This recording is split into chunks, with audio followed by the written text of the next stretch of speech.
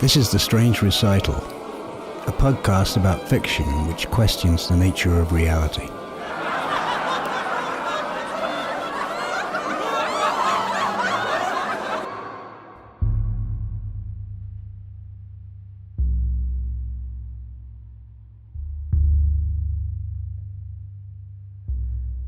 Whenever I arrive, it's the wrong time. No one has to tell me. The right time is a few minutes earlier or later. Invariably, I arrive at the wrong time in the wrong place. Wherever I am, it is the wrong place. It's not where I should be. No one says a word when I arrive. I am always unexpected. Because it's the wrong place, I want to be someplace else. I always want to be in the place where I should have been. The place where I should have been is paradise on earth. It is inaccessible to me because I cannot arrive on time at the right place. I try to be still. Because wherever I am is not where I should be, I am always ill at ease. I'm in an uncomfortable position. I have conversations with the wrong people. I should not be speaking to them. They know this, but everyone is polite since each of them may be similarly indisposed. They never remark that my presence is a problem to them. They put up with me. I put up with them. I always wonder when I can leave gracefully. I'm never graceful because I don't fit in wherever I am. I try to control myself. In the wrong place at the wrong time, the wrong people and I are obviously in a drama, a tragedy or comedy. Whatever tragedy I am in, unwittingly and involuntarily, it's not the right one for me. It's either too grand or pathetic, an exaggeration, considering my position or station, which is an impossible one. A neighboring tragedy, the one next door, would be better for me, but it is unavailable to me. It is doubtless the tragedy I was born to. But my tragedy would not be invigorated by comparison. Just the opposite. The emptiness at its center, with me as the wrong hero, makes it funny. People laugh at my dilemma. In someone else's tragedy, my dilemma would be acknowledged appropriately. I try to be unobtrusive. Whatever comedy I am in, whenever I inadvertently participate, it is being played by overly tragic people.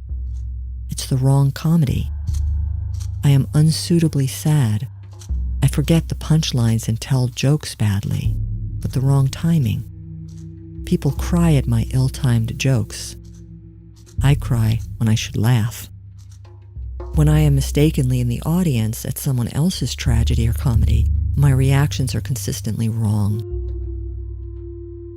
I try to leave. Whenever I attempt to go, I ask a friend which is the right way. But whoever is my friend is the wrong friend. This is not the person who should be my friend. Even if this person is a friend, he or she may provide the wrong advice. Or this friend may tell me to find the information I need in a book. I try to be sensible. Whatever book I find is the wrong book. The right book is on the shelf, in the bookstore or library, next to the wrong one I discover. Once I have it and begin to read it, I know it's the wrong book. No wrong book will tell me what I need to know, but I keep buying and reading books. I buy the same books again and again because I put them away in the wrong place. I forget I already have them. I try to find myself.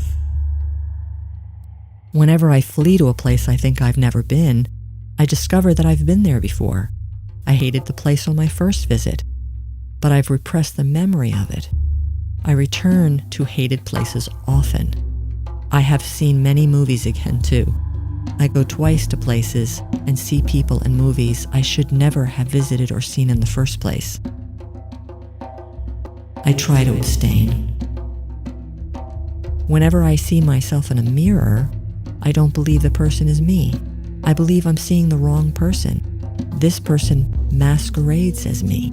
This person apes me. I try to catch this person unaware by sneaking up to surprise the mirror image. I'm always disappointed when the wrong person shows up. The wrong person consistently makes the wrong appearance. I try not to trust appearances. Since I am in the wrong place, it must be the wrong mirror. The wrong mirror must not mirror the right image. It can't be me. But I am disappointed never to see myself. I keep looking. I may simply be the wrong person. I try not to want to escape. I try not to cry or laugh. I try to remember. I try to act differently. If I am the wrong person, this must be why. Whatever world I am in, there's a better one elsewhere. Whatever money I have, more money is waiting somewhere else. This is why I do not like what I see. It is why I don't want what I have and why I want what is nearby. Whatever I have is not what I should have. Whatever makes me happy ultimately makes me sad. I am the wrong person living my life. Someone somewhere else must be better off. I try to fool myself. Whoever I am wrong. I try not to expect anything. It's impossible not to expect the wrong things in life. But I can't expect nothing. Nothing's certain.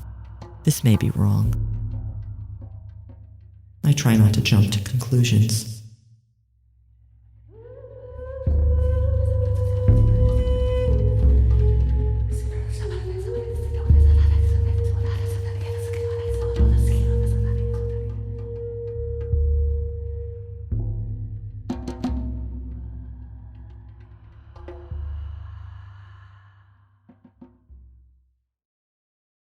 That was This Is Not It, written by Lynne Tillman and read by Wendy Dromer. This Is Not It is the title story of a collection of short stories by Lynne Tillman, published by DAP, Distributed Art Publishers, Inc., 2002.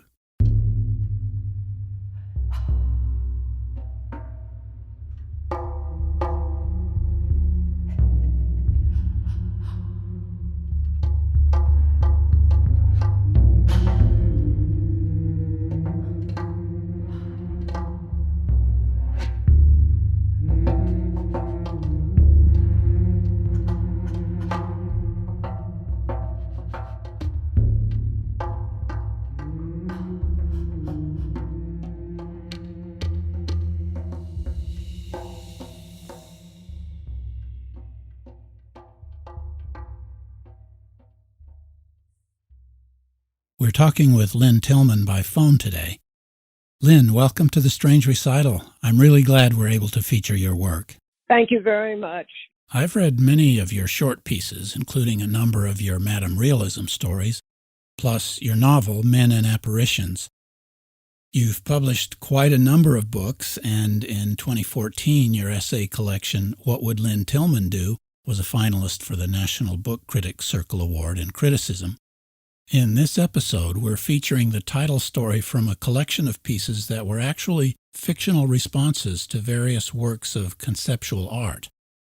Tell us how that came about.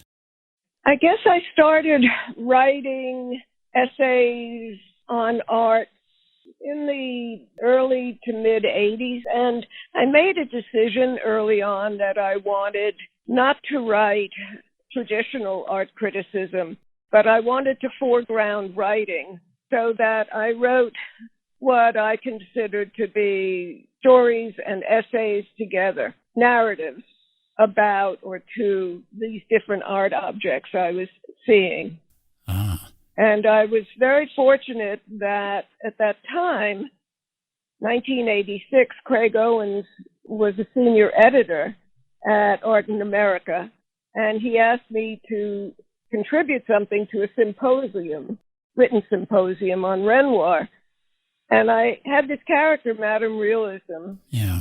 I'd used her in one short story, and I thought, I'm going to have her review the Renoir exhibition. And Betsy Baker, who at that time was the editor-in-chief of Art in America, liked it, unusual as it was for an art magazine. And that started me writing Madame Realism essay for them pretty much every year for quite a number of years. That's an interesting concept, to write fiction in response to art. Ekphrastic fiction. I've done a bit of it myself. For you as a writer, is that a different experience from non-ekphrastic writing? Well, it gives me an object that's outside myself.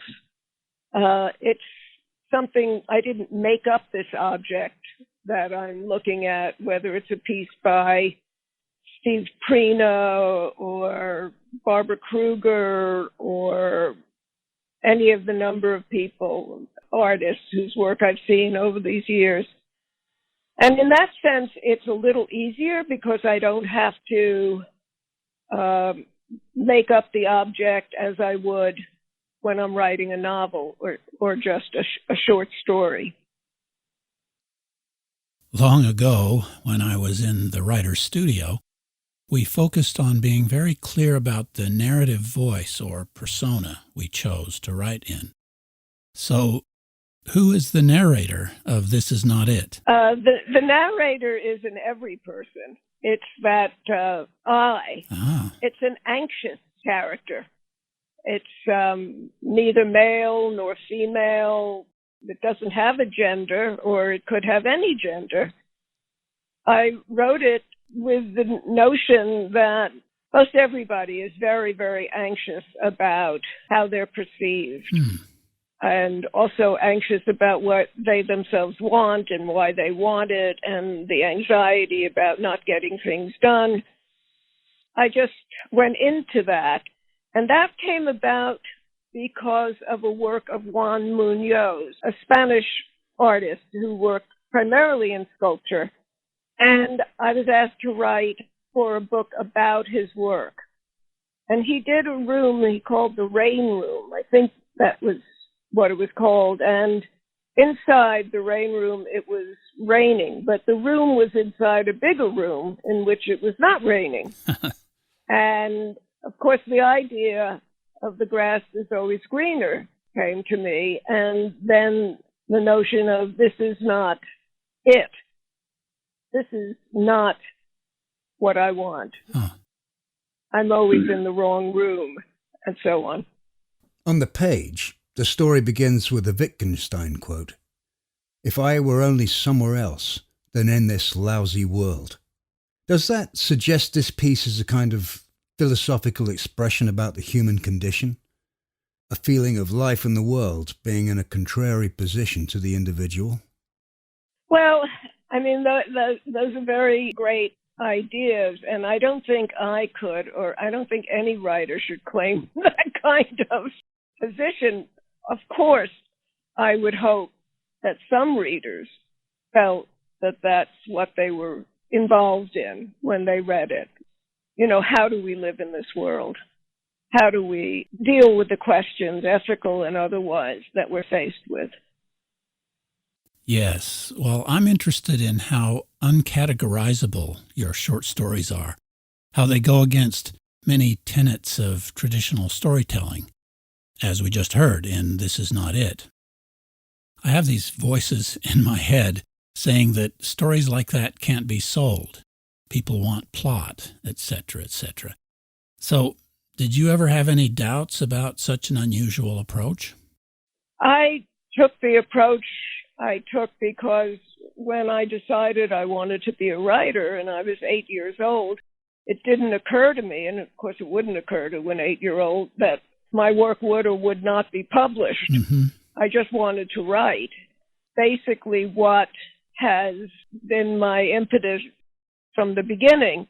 You know, I don't think that we use all the freedoms we have in life, but I do think one of those freedoms for me has been to write what I want to write. Oh, yeah. And I've been fortunate that I've been able to do other kinds of work to earn money so that I haven't relied on the writing of fiction to support me. And no, I just wanted to write what I wanted to write. And it's not that I don't like more traditional stories. It's just that's not the way my mind works. That's not the way I think. That's not where I go when I start a story. Yeah. Now, you both mentioned Madame Realism. Who is she? You know, I'm not sure I know who she is. whoever she is, she's in relationship to what she looks at. So she changes. I think people do change if they put themselves into different situations and around different people and looking at different objects. And she goes out into the world and usually comes back and goes to sleep. She sees many different things. And as I said, in relationship to those things, I try for any character I write that they don't have a predetermined set of values that the reader would immediately know. They kind of develop with what's happening. So I guess you could say it's a more existential character. She's a character in a context. Ah, okay. Yeah. In your novel, Men and Apparitions, you did something quite unusual, something that I've only seen before in W.G. Sebald's books. You used photographs, and quite a few of them, sort of generic family snapshots. The book is about a cultural anthropologist who focuses on the glut of images in today's culture. So the photos are a great addition, but I'm curious about those actual images. Where did they come from? Who are those people? I don't know who the people are. Some of those photographs come from 2 bags of photos that I bought for $20 in a thrift store. Some family probably moved and went down the generations, and somebody just put them out, or somebody bought the house and all the relatives were dead and no one wanted those photographs. There's something quite sad about that. That's one of the things that my narrator and protagonist, Zeke, thinks about, this rejectamenta, the things that are thrown away. And Zeke is looking at sort of ethnographically at family photos. And of course now everything is digitized. Yeah. So there wouldn't be these objects unless you printed them out. But at the time that those photographs were taken, it looks like sometimes 30s, 40s, 50s, maybe into the 60s, that wasn't the case. There weren't even point-and-shoot cameras until somewhat later. I wanted to write a book about that idea. What does it mean to live in a glut of images? And I chose to make my narrator a cultural anthropologist who would be thinking about some of that. Interesting. Are you working on anything at the moment? I've just finished what I call an autobiographical essay, book length, called Mother Care. And it's about the 11 years that my sisters and I took care of my mother, who lived till 98. Wow. And who had a brain issue called normal pressure hydrocephalus. It's when there's too much fluid on the brain. So that's the story that I'm telling from my point of view. I hope it's informative, because when I got into having to take care of my mother and deal with doctors and hospitals and MRIs and all sorts of tests, my sisters and I, we really had never experienced anything like this. And there's no roadmap. So in a way, I wanted to write something that helped other people. And it also talks about my feelings, which I usually never write about. So it's a peculiar book for me. It's going to come out in August of 2022 from Soft Skull Press. I look forward to seeing that. Lynne, once again, thank you for contributing your talents to our little adventure here. I hope we can do it again sometime. Yes, thank you. Well, thank you very much. I've enjoyed it, and thank you for... Damn, my phone just died. Lucky we got it. Well, other than that, it went well. Yeah. 2 wells. The end is the beginning. And I meant to ask her, if this is not it, then what is?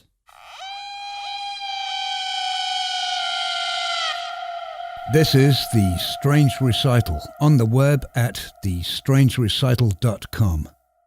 The music on this episode was an edited version of Hang Duration by Peter Blum, David Budd and Naz Hosseini from their album Pulsefield.